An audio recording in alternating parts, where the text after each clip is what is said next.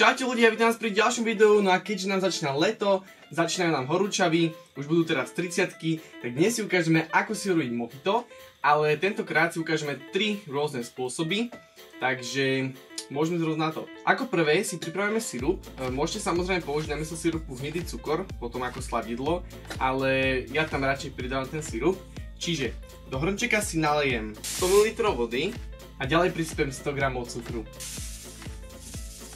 Cukor s vodou budem teraz chvíľku variť, vlastne kým trošku nám tá voda nesustne a nevytvorí sa nám taký sirup. Sirup mám hotový, nechal som to povariť približne nejaké 2-3 minúty, kým to tak jemne začal tak do žltkasta, akoby ten cukor začal trošku karamelizovať.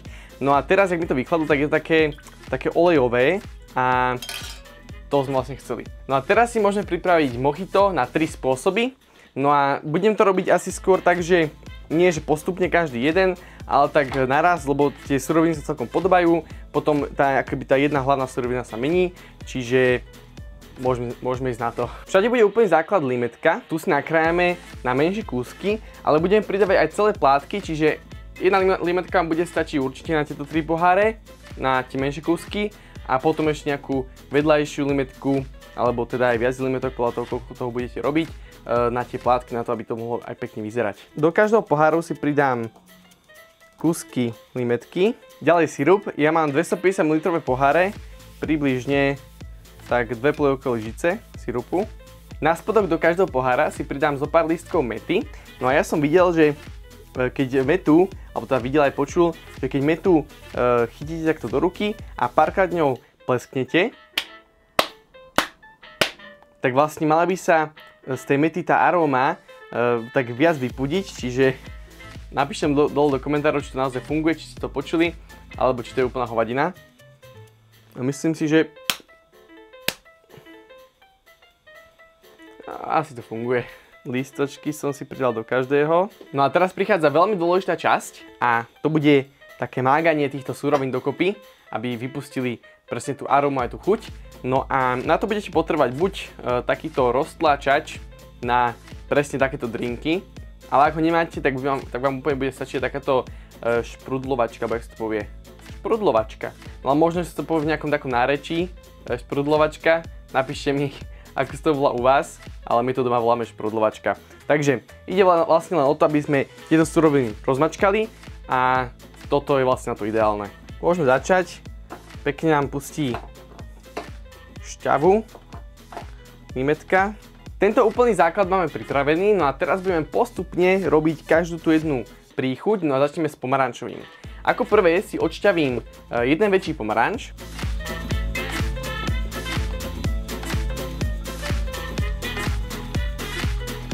Ja myslím, že super, no a začneme, ten pomarančový môžeme dať takto od kraja a prilejem si túto pomarančovú šťavu do pohára.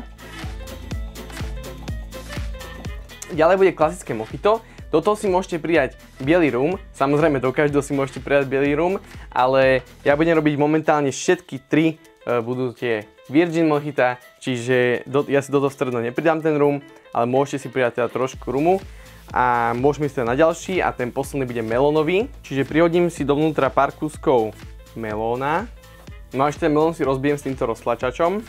Úplne nech to je potom pekne celé červené. Nakoniec to už môžeme ukončiť s ľadom, ktorý si trošku takto pobuchám. Ty vole. Dobre. Viete, on sa tak vždycky spojí a potom... Čiže do každého si pridám pár kociek ľadu. No, pár. Poriadne to naplníme tým ľadom. No a nakoniec všetko zalejem. Tak, pokus číslo 2. Zalejeme si to nejakou sodovkou alebo bublinkovou vodou. Čiže môžeme rovno na to. Paráda. To nakoniec ozdobíme. Ozdobovať budeme samozrejme plátkami, limetky. Pridám do každého 2 plátky. Jeden môže byť tak na vrchu, jeden môže byť na spodku. Bum, bum. A ešte metu. Meta je vlastne najdôležitejšia časť tohto drinku, čiže pekne zapichnem metu. No mojito na 3 spôsoby máme hotové a musím povedať, že vyzerá to strašne dobre. No a túto paradičku nakoniec už ochutnám z každého jednu, čiže začnem s touto pomarančovou. Jaj, mi to utieklo. Ty kokos. To je paráda. Môžeme si to trošku zamiešať. Ináč ľudia tuto v tejto garáži je tak 4000 stupňov, čiže toto je normálne pre mňa jak nebo, fakt akože ochutnáme klasické. To je proste klasika. Milujem, akože najlepšia kombinácia, fakt. Buď citrón, alebo limetka a meta, leto, bomba. Ešte ten rum, keď tak trošku a... perfektné. A nakoniec tento melónik.